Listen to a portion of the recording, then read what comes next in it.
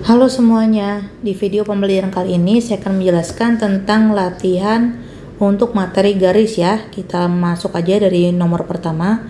Berapa banyak garis yang dapat digambar dari sebuah titik? Oke, ini adalah sebuah titik.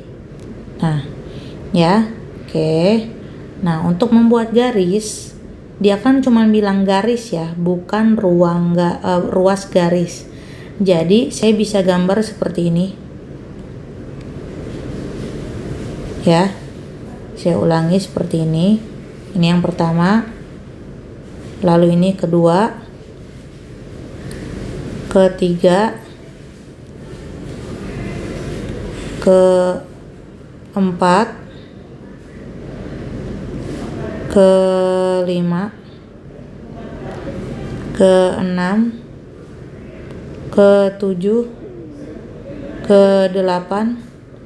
Nah, kira-kira menurut kalian, ada berapa banyak garis yang dapat saya gambar dari sebuah titik ini? Nah, karena jawabannya banyak sekali, maka kesimpulannya adalah tidak terhingga. Gitu ya. Maaf ya kalau suara saya kecil karena sekarang saya lagi di rumah sakit, gitu ya. Oke, kita lanjut ke nomor 2 ya. Berapa banyak garis yang dapat digambar melalui dua titik? Oke, saya sekarang akan menggambar dua titik seperti ini, lalu saya buat garis. Nah, berarti ini namanya ruas garis. Nah, ya. Jadi kalau misalnya saya mau buat garis tambahan di sini, nggak bisa. Kenapa? Karena tidak dilalui dua titik. Ya, begitu juga saya tidak bisa membuat garis di sini. Sehingga kesimpulannya adalah berapa banyak garis yang dapat digambar melalui dua titik? Jawabannya adalah 1. Gitu ya. Nah, kita lanjut ke nomor 3. Berilah nama garis-garis berikut. Oke, di sini ada 3 jawaban bergantung pada bentuk garisnya. Ya, di sini ada titik. Kalau ada titik berarti bisa diukur panjangnya menggunakan penggaris, sehingga jawabannya adalah ruas garis XY, atau ditulisnya begini, XY lalu ada bar. Nah, gitu ya. Namanya ruas garis. Jadi kalau udah ada tanda ini tidak perlu lagi ditulis ruas garis. Oke, begitu juga yang B, ini sama, yaitu ruas garis PQ. Oke. Nah, lanjut yang C itu adalah garis L. Tapi harus ditulis dengan huruf kecil. Karena ruas garis itu diapit oleh dua titik sehingga bisa diukur. Sedangkan garis L tidak bisa diukur karena tidak punya tidak punya titik. Sehingga penulisannya harus huruf kecil gitu ya. Jadi dia tidak bisa diukur. Oke. Nah, selanjutnya nomor 4. Manakah yang termasuk garis, sinar garis atau ruas garis? Nah, berarti di sini yang A itu adalah vektor. Ya, MN atau sinar garis MN.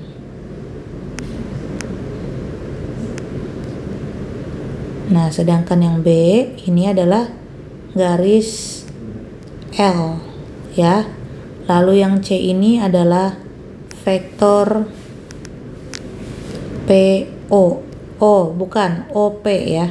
Kenapa OP? Karena dibacanya dari titik, bukan dari panah ya. Oke. Ya. Jadi ini info yang lebih jelas lagi. Jadi kalau panahnya 1 namanya vektor atau sinar garis. Tapi kalau panahnya 2 itu namanya garis ya. Nah, vektor itu bisa diukur kalau diapit oleh dua titik ya. Gitu. Nah, kalau yang D itu ini adalah ruas garis XY. Oke, gitu ya. Nah, kalau yang E adalah ruas garis AB. Nah, gitu, atau sama dengan AB lalu garis. Nah, berarti kalau ini X sampai Y-nya bisa diukur. Tapi karena ada tanda panah, artinya tidak terhingga ya. Jadi penamaannya adalah garis MN. Gitu, garis XY. Gitu ya, nggak bisa diukur karena ada tanda panahnya. Tapi kalau AB bisa. Gitu ya. Nah, jadi di sini juga PQ sama XY-nya itu bisa diukur, tapi karena ada panahnya ya, jadi kita bacanya garis aja gitu ya. Gitu ya, jadi jangan salah paham ya. Jadi kalau ada tanda panahnya garis, panahnya 1 vektor, tidak ada panahnya berarti ruas garis gitu ya. Berarti yang ini ada revisi. Oke. Jangan lupa ya. Oke. Nah, kalau sudah ini juga garis ya. Nah, selanjutnya di sini perhatikan gambar berikut. Tulislah nomor-nomor sudut yang menyatakan pasangan sudut berikut ya. Saya dekatkan di sini. Oke. Sebentar. Nah, oke. Di sini ada sehadap, sepihak, luar sepihak, dalam berseberangan, luar berseberangan. Saya yakin kalau TKA nanti nggak akan ditanya-tanya kayak gini. Ya, lebih ke ditanya berapa, bukan siapa dengan siapa. Oke, karena saya sudah ngajarin nih di video sebelumnya yang punya konten kreator lain ya. Karena saya nggak keburu nih bikin konten sendiri karena sekarang saya lagi di rumah sakit. Jadi kita langsung latihan aja ya. Jadi yang sehadap itu K1 dengan K5 gitu ya, yang sehadap ini ya. Lalu K2 dengan K6 gitu ya. Lalu K4 dengan sudut 8. Oh, berarti ini dibacanya bukan pakai K ya, berarti ini dibacanya sudut 1 ya. Ini biru sama biru ya, ini yang sehadap tuh ya, yang merah sama merah tuh, yang hijau sama hijau. Nah, ini sehadap. Nah, teknik kayak gini kalian harus hafal karena aplikasinya itu soalnya yang nyambung dengan materi sudut tadi, jadi ada garisnya, ada sudutnya gitu ya. Nah, kalau dalam sepihak, nah kita lihat dulu nih, kan dalam, ini dalam nih ya kan, ini luar, ini juga luar. Nah, kalau sepihak itu berarti di sini. Nah, gitu ya. Tuh. Itu dalam sepihak. Nah, kalau luar sepihak berarti ini. Ya, jangan lupa. Tuh. Kalau misalnya dalam berseberangan kayak gini, dalam tapi nyebrang. Nah, tuh. Nah, jadi jangan salah. Dan yang terakhir adalah luar berseberangan. Jadi luar terus nyebrang. Nah, ini luar nyebrang gitu ya. Oke, kita lanjut ke nomor 6. Katanya P1 itu kan 130 derajat ya. Berarti diminta semuanya nih, gampang banget. Kalau P1 130 derajat, maka sebelahnya otomatis 50. Karena kalau dijumlahkan 180.